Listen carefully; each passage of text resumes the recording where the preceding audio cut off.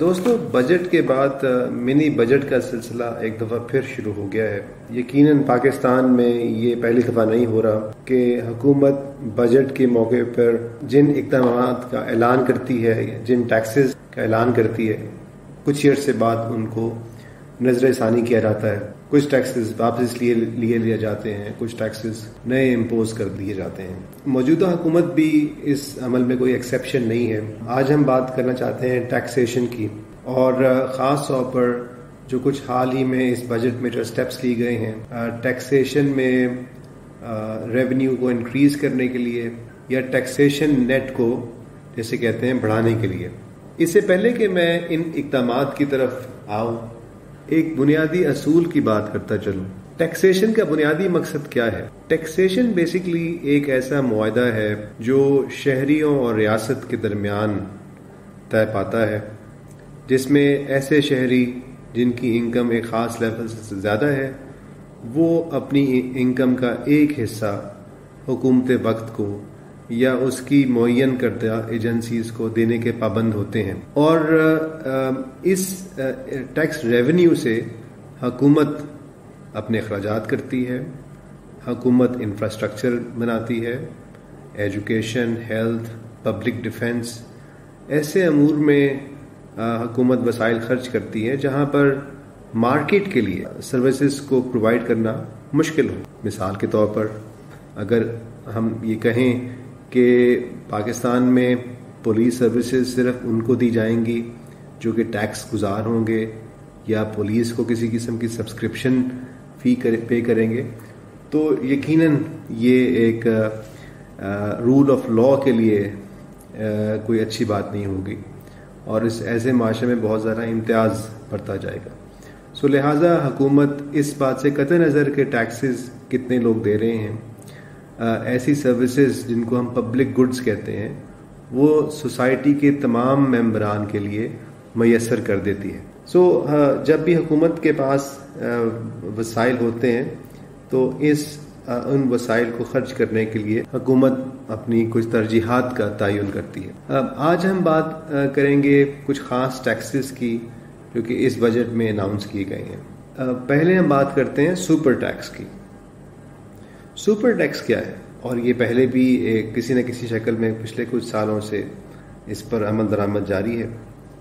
Super tax اصل میں ایسا ٹیکس ہے جس میں حکومت نے کچھ مخصوص کمپنیز کو، مخصوص سیکٹرز کے اندر کام کرنے والی کمپنیز کو ایک حد سے زیادہ اگر ان کی آمدنی ہو جائے تو اس پر ایڈیشنل ٹیکس لگ جاتا ہے.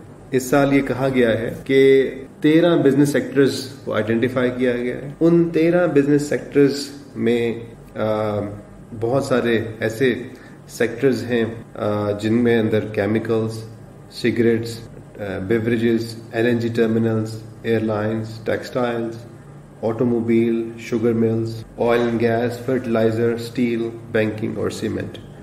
یعنی یہ وہ سیکٹر ہیں جس میں عام طور پر بڑی کمپنیز کام کرتی ہیں. عام طور پر پاکستان میں کارپوریٹ ٹیکس کی شرح 29% ہے. سپر ٹیکس کا مطلب یہ ہے کہ جو کمپنیز ان سیکٹرز میں بزنس کر رہی ہیں ان کو اس کارپوریٹ ٹیکس کے علاوہ اور سوشل سیکیورٹی ٹیکس کے علاوہ اور EOBI ٹیکس کے علاوہ ایک 10% کا ایڈیشنل ٹیکس بھی دینا پڑے گا. اگرچہ حکومت وقت نے کہا ہے کہ یہ 1 سال کے لیے ہم کر رہے ہیں تاکہ ٹیکسز کے اندر جو ریونیو میں ہمیں جو شارٹ فال آ رہا ہے اس کو پورا کیا جائے، لیکن دیکھا یہ گیا ہے کہ ایسی تمام گارنٹیز جو پاسٹ میں حکومت وقت نے یا پارلیمنٹ نے دی ہیں ان کی کوئی کریڈیبلٹی نہ ہونے کے برابر ہے. اس 10% ٹیکس کا مطلب یہ ہے کہ ان سیکٹرز میں کام کرنے والی کمپنیز کو اپنی پروفٹ کا، اپنی انکم کا تقریباً 50% حصہ ٹیکس کی صورت میں دینا پڑے گا. دوسرے الفاظ میں 1 سال کے 12 مہینوں میں یہ کمپنیز 6 مہینے کے لیے حکومت کے لیے کام کریں گی اور 6 مہینے کے لیے اپنے شیئر ہولڈرز کے لیے. اور اس ٹیکس کی وجہ سے میں سمجھتا ہوں کہ پاکستان کے اندر انویسٹرز کو، بزنس اسپیشلی جو کارپوریٹ سیکٹر ہے اور جو فارمل سیکٹر ہے جو کہ بڑی سطح کے اوپر کام کر رہے ہیں، ان کے لیے یہ بہت نیگیٹو سینٹیمنٹ کا کام کرے گا. اس کے علاوہ ایک اور ٹیکس جو انٹروڈیوس کروایا گیا اس کا نام رکھا گیا ہے ڈیمڈ انکم ٹیکس. بظاہر اس کی جو انٹینشن ہے وہ بہت اچھی ہے، نیت ہمیں اچھی نظر آتی ہے. حکومت نے یہی بتایا ہے کہ ہم چاہتے ہیں کہ ہمارا جو ریئل اسٹیٹ ہے جس میں پاکستانیوں کو انویسٹمنٹ کرنے کا بہت زیادہ شوق ہے اور اکثر ہم اسی کے اندر انویسٹمنٹ کرتے ہیں، تو یہ ایک ڈیڈ ایسٹ بن جاتا ہے، یعنی کسی پروڈکٹیو استعمال میں نہیں آتا، اور وہ ایک پیسہ بیسیکلی پلاٹوں کے اندر دفن ہو جاتا ہے. تو اس کو ڈسکریج کرنے کے لیے اور اس انویسٹمنٹ میں سے انکم کو ڈرائیو کرنے کے لیے حکومت نے کہا ہے کہ اب ہم یہ تصور کر لیں گے، اسی لیے اس کا نام رکھا گیا ڈیمڈ انکم ٹیکس. یہ ایک امیجنری انکم کے اوپر ٹیکس لگایا گیا ہے کہ ہم تصور کر لیں گے کہ اگر آپ کے پاس ایسے ایسٹ ہیں، کیپٹل ایسٹ ہیں، ایموویبل ایسٹ ہیں، جس کا تعلق یعنی جہاں آپ خود نہ رہ رہے ہوں، یا ایسی پریمیسز، کمرشل پریمیسز جہاں خود بزنس نہ کرتے ہوں، آپ کے پاس اس کے علاوہ کوئی لینڈ ایسٹس ہیں، تو اس ٹیکس کی روشنی میں، اس قانون کی روشنی میں جو کہ نافذ ہو چکا ہے، a resident person is treated to have derived income equal to 5% of fair market value of capital assets located in Pakistan, which will be charged at the tax rate of 20%. یعنی یہ سمجھا جائے گا کہ اگر آپ کے پاس کوئی لینڈ ایسٹ ہے تو اس کی ایک مارکیٹ ویلیو بھی ظاہر ہوگی، اس مارکیٹ ویلیو کا 5% کیلکولیٹ کیا جائے گا، اور اس 5% کے برابر آپ کی انکم تصور کی جائے گی. آپ نے انکم ارن نہیں کی ہوگی، بلکہ it will be deemed as your income, and since this income will be deemed as your of course earning, تو اس کے اوپر ہم 20% ٹیکس لے لیں گے. یہ ٹیکس نافذ ہو چکا ہے. اس کے اندر مسئلہ کیا ہے؟ بظاہر یہ ایک پاپولر میجر ہے، بہت سے لوگوں نے اس کو اپریشیٹ کیا ہے، لیکن یہ انکم ٹیکس کے جو مروجہ قوانین ہیں جس میں کہ ٹیکس تبھی لگتا ہے جب آپ کی انکم ریئلائز ہو، یعنی آپ کو بزنس کر رہے ہوں اور آپ نے اس کے نتیجے میں کوئی ارننگ کی ہو تو اس کے اوپر آپ ٹیکس دیتے ہیں.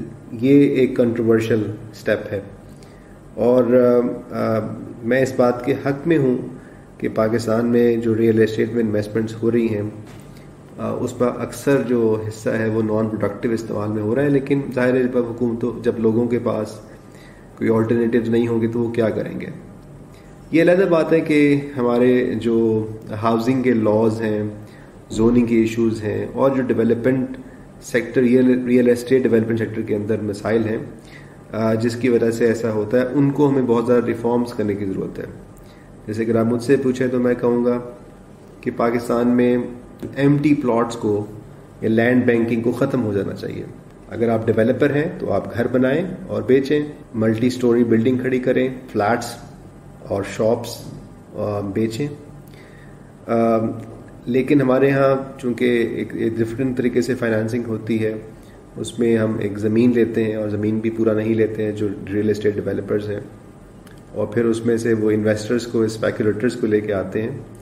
تو ریئل جو یوزرز ہیں ان تک پہنچتے پہنچتے زمین کی قیمت کئی گنا زیادہ ہو چکی ہوتی ہے. تو یہ مسئلہ اس سیکٹر کے رولز اور ریگولیشن سے تعلق رکھتا ہے، اور اس کو ہم یہ ڈیمڈ انکم ٹیکس جیسے ایشوز کے ذریعے ہم حل نہیں کر سکتے. اور کافی کمنٹیٹرز یہ کہہ چکے ہیں کہ یہ کورٹ آف لاء میں چیلنج بھی ہو جائے گا، اور کورٹ غالباً اس کو انکانسٹیٹیوشنل ڈکلیئر کریں گی اور یہ نال اینڈ وائڈ ہو جائے گا. اس کے علاوہ اس بجٹ میں ایک پاورٹی ایلیویشن ٹیکس اناؤنس کیا گیا ہے، اور یہ لگایا گیا ہے ہائی نیٹ ورتھ انڈیویجولز اور کمپنیز کے اوپر، جس میں کہ 1% سے لے کر 4% تک کا ٹیکس نافذ کیا جائے گا اگر ان کی انکم سال کی انکم 150 ملین سے اوپر تجاوز کرے گی. ان کے 15 کروڑ روپے سے زیادہ اگر آپ کی انکم ہو جاتی ہے تو 1% سے 4% تک کی اس میں ٹیکس لگ سکتا ہے آپ کی انکم کے مطابق. اور اگر یہ سپر ٹیکس اگر آپ دے رہے ہیں تو پھر اس میں سے منہا ہو جائے گا. یہ بھی ایک کنٹروورشل ٹیکس سٹیپ میجر ہے. پہلی بات تو یہ کہ آپ ٹیکس میں جب اناؤنس کرتے ہیں تو ہم ٹیکس کے پرپز کو اس میں ڈیفائن نہیں کر سکتے. وہ جس طرح ہم پیٹرولیم لیوی لگاتے ہیں یا شوگر سیس لگاتے ہیں تو وہ ٹیکس نہیں ہوتا، وہ ایک خاص پروڈکٹ کے اوپر لیا جاتا ہے، ایک خاص سیکٹر کے اوپر لیا جاتا ہے، اس کا ایک خاص مقصد ہوتا ہے. جیسے ہم نے دیکھا کہ ہمارے بہت سالوں سے ایک نیلم جیلم سرچارج ٹیکس ہم پے کرتے ہیں، وہ سرچارج پے کرتے ہیں، تو وہ ٹیکس نہیں ہوتا، وہ ایک ڈیولپمنٹ کے لیے ہم اپنے کنزیومر سے غلط یا صحیح پیسے اکٹھے کرتے ہیں. GIDC اسی کی ایک مثال ہے. تو وہ ٹیکس نہیں کہلا سکتا. ایسے ہی کوئی بھی مقصد، کسی بھی مخصوص مقصد کے لیے آپ سرچارج تو لگا سکتے ہیں لیکن اس کو ہم ٹیکس نہیں کر سکتے. تو اس کے اندر بھی ایشوز ہیں. اور دوسری بات یہ ہے کہ اس کی کوئی گارنٹی نہیں ہے کہ آپ پاورٹی ایلیویشن ٹیکس لگائیں اور وہ پیسے پاورٹی ایلیویشن پر ہی خرچ ہوں.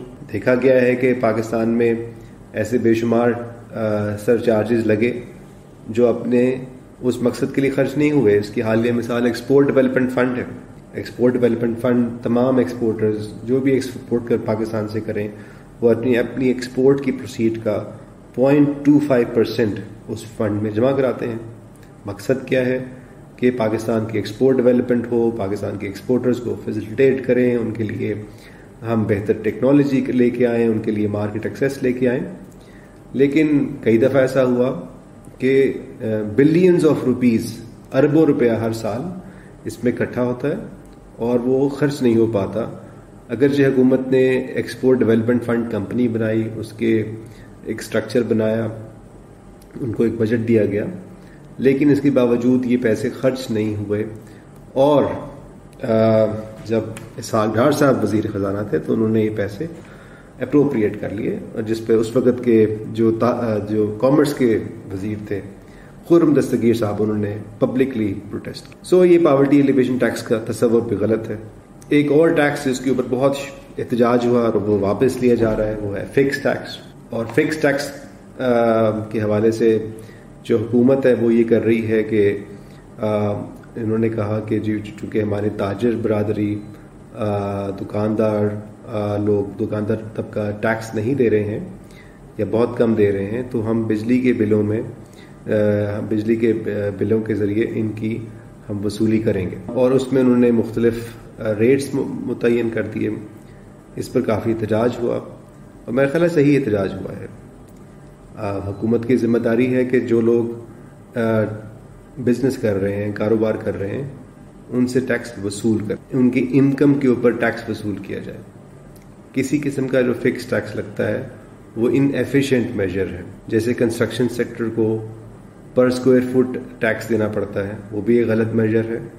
بہت زیادہ منافع وہ کماتے ہیں مگر ان کو ٹیکس ایریا کے حساب سے ملتا ہے. پھر ایسے ہی دیکھا گیا ہے کہ بہت ساری دفعہ ہم ٹیکس پالیسی کو بیہیویئرل چینج کے لیے استعمال کرتے ہیں. مثال کے طور پر ہم نے فائلر اور نان فائلر کی ڈسٹنکشن کو انٹروڈیوس کروایا.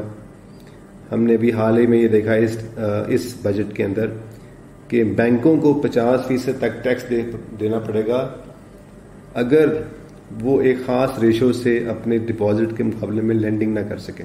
بینکوں نے اس پر احتجاج کیا اور اب حکومت نے کہا ہے کہ جی ہم وہ ٹیکس اگلے سال سے نافذ کریں گے. تو اس طرح کے مسائل سے بہت زیادہ ایک انسٹیبلٹی پیدا ہوتی ہے، انپریڈکٹیبلٹی پیدا ہوتی ہے. ہمارے لیے ٹیکسز کی نفاذ ناممکن ہو جاتا ہے کیونکہ حکومت کی اپنی جو کریڈیبلٹی ہے وہ ختم ہو جاتی ہے.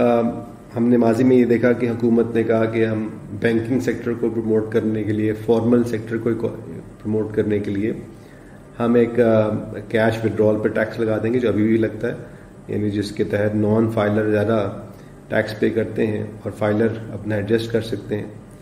اس کے نتیجے میں کیا ہوا کہ حکومت کے لوگوں نے بینکوں کے اندر پیسہ رکھنا کم کر دیا. سو یعنی جو ایک ٹیکس جس مقصد کے لیے لگایا گیا تھا اس کا الٹے اثرات مرتب ہوئے. اور ویسے بھی میں سمجھتا ہوں کہ کسی بھی ٹرانزیکشن کے اوپر ٹیکس نہیں لگنا چاہیے. ٹیکس ہمیشہ انکم، ارننگ اور پروفٹ کے اوپر لگنا چاہیے. تو یہ ٹیکسیشن ہے یا ایکسٹورشن. اس کے مقابلے میں جو پرائم انسٹیٹیوٹ نے ایک متبادل نظام تیار کیا ہے، ایک متبادل سسٹم تیار کیا گیا ہے، اس کو ہم کہتے ہیں low rate, broad based, flat and predictable taxes. اور اس سسٹم کے تحت ہم لوگ یہ کہتے ہیں کہ آپ یہ ایگزامشنز ختم کریں. تمام لوگوں کو جو کاروبار کر رہے ہیں یا انکم ارن کر رہے ہیں، سیلری لے رہے ہیں، چاہے وہ ایگریکلچر سے ہوں، انڈسٹری سے ہوں، ان کو ایک ہی ریٹ سے ٹیکس کرنا چاہیے. اور اس میں ایگزمپشنز یا ڈیڈکشنز کم سے کم کرنی چاہیے. اور اس کے نتیجے میں ہم سمجھتے ہیں کہ پاکستان میں ٹیکس کی کمپلائنس بہتر ہو سکتی ہے.